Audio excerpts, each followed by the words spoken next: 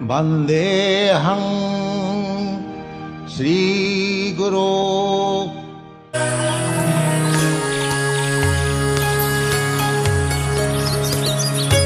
Hare Krishna, Hare Krishna,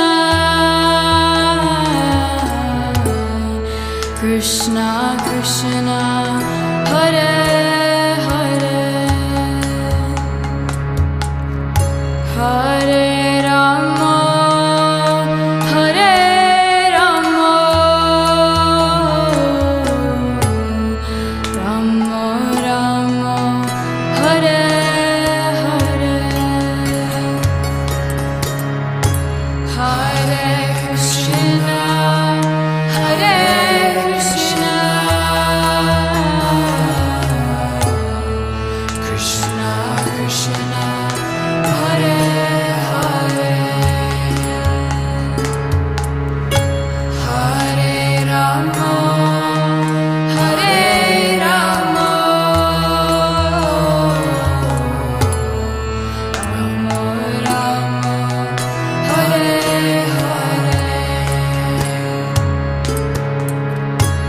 Hare Krishna, Hare Krishna,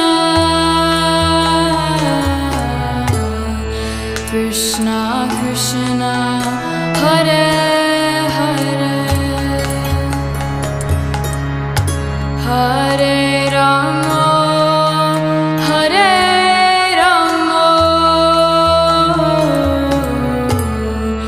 Rama Rama, Hare Hare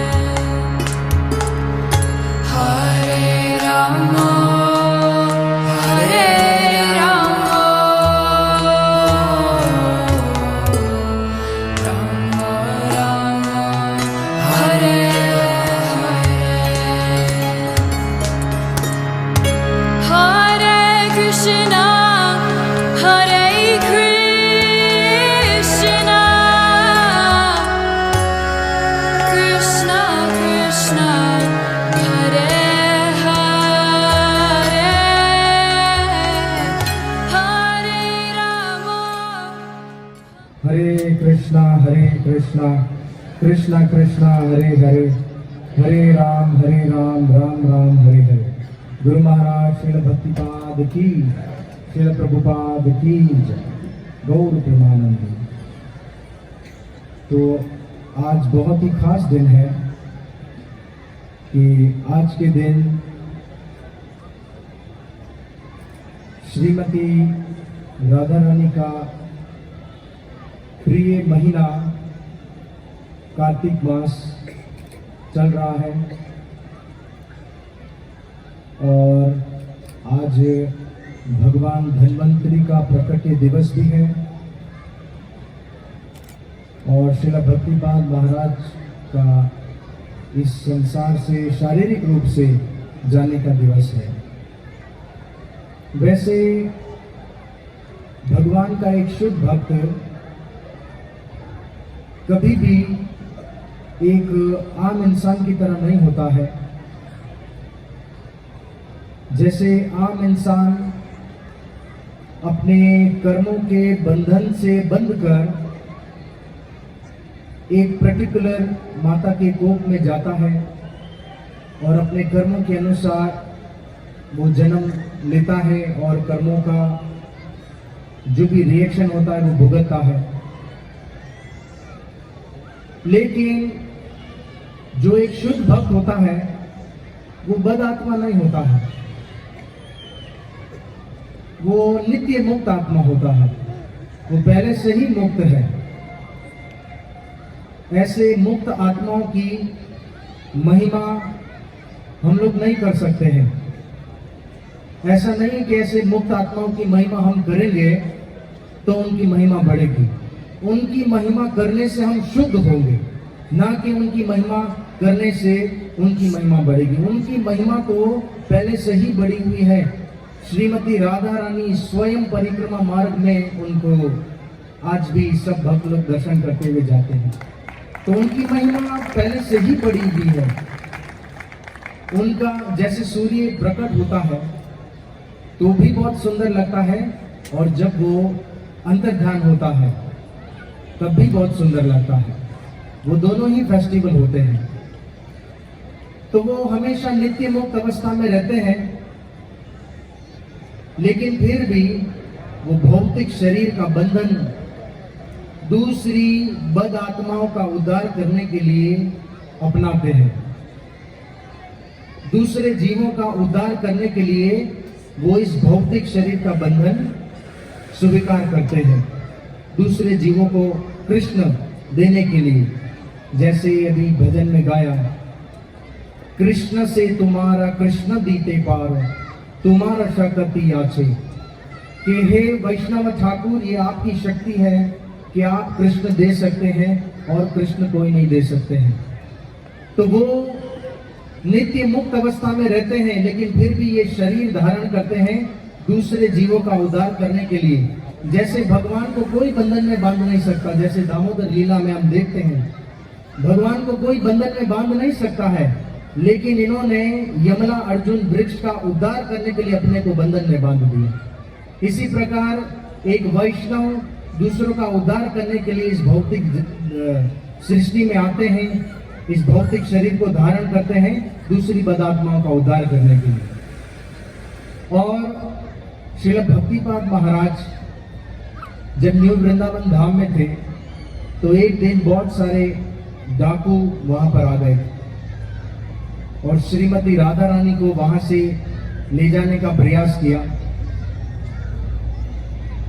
ऐसा श्रीमती राधा रानी से श्रील भक्तिपाद का संबंध है कि श्रील भक्तिपाद जी जिस महीने में जन्मे हैं, राधा रानी का जन्मदिन भी करीब करीब ही होता है। और जब वो इस धरा से गए, कार्तिक के ही महीने में जो सबसे प्रिय है राधा रानी का महीना, और जब न्यू वृंदावन में कोई डाकू श्रीमती राधा रानी की विग्रह ले जाना चाह रहे थे, उठाना चाह रहे थे, तो उस समय, ये सच्चा वाक्य है, उस समय ऐसी झनकार हुई, ऐसी तूफानी आवाज आई, ऐसी गड़गड़ाहट हुई कि वो डाकू डर कर भाग गए। और ये साक्षात चमत्कार था। और ये बात आरबीसी स्वामी बता रहे थे कि उसी दिन से मेरा विश्वास जो है कि बहुत ही भक्तों में और भगवान पर बहुत हुआ। राधा वृंदावन चले, उसके पहले मैं आता था, प्रसाद खाता था, भाग जाता, लेकिन तब से मेरा विश्वास बहुत हुआ कि वाकई में ये भगवान है। जैसे ही उसने भगवान को पकड़ा, ऐसी जोर की आवाज आई, कैसी आवाज कभी हमने, इतने दिन तक हम इस पर्वत पर रह रहे थे न्यू वृंदावन की चोटी पर, लेकिन ऐसी कभी आवाज नहीं सुनी थी। तो बहुत ही करीब का संबंध है श्रील भक्तिपाद महाराज का श्रीमती राधा रानी से। श्रील प्रभुपाद जी की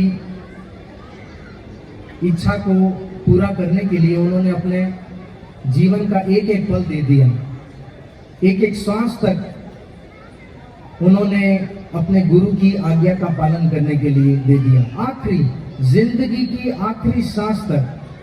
जैसे श्रील प्रभुपाद जी का आप लास्ट दर्शन वीडियो देखेंगे, श्रील प्रभुपाद जी पूरे बेड पर है और अंतिम उनके प्राण है, अंतिम सांसें चल रही हैं, लेकिन फिर भी वो श्रीमद् भागवतम को ट्रांसलेट कर रहे हैं, उनके बारे में बता रहे हैं। क्योंकि श्रील प्रभुपाद जी हमेशा यही कहते थे, जब वो जलदूता जहाज में भी जा रहे थे, उन्होंने लेटर लिखा कि हे कृष्णा, मुझे कुछ नहीं आता है कि मुझे कैसे प्रचार करना है, क्या करना है, कैसे करना है, बस मैं अपने गुरु महाराज की आज्ञा का पालन करने की कोशिश कर रहा हूँ। कर दिया ये भी नहीं, कोशिश कर रहा हूँ। बस मेरे गुरु महाराज की इच्छा थी कि मैं वहाँ जाकर प्रचार करूँ, तो मैं ये कोशिश कर रहा हूँ और अपने गुरु की और आपकी कठपुतली हूँ, आप जैसे चाहो मुझे वैसे नाचना चाहो। ये एक शिष्य के लिए हमेशा ऐसा ही होना चाहिए। कुछ शिष्य कहते हैं या कुछ लोग कहते हैं कि नहीं, हम गुरु को मन में ही याद कर लेते हैं। तो क्या हम निराकारवादी नहीं है?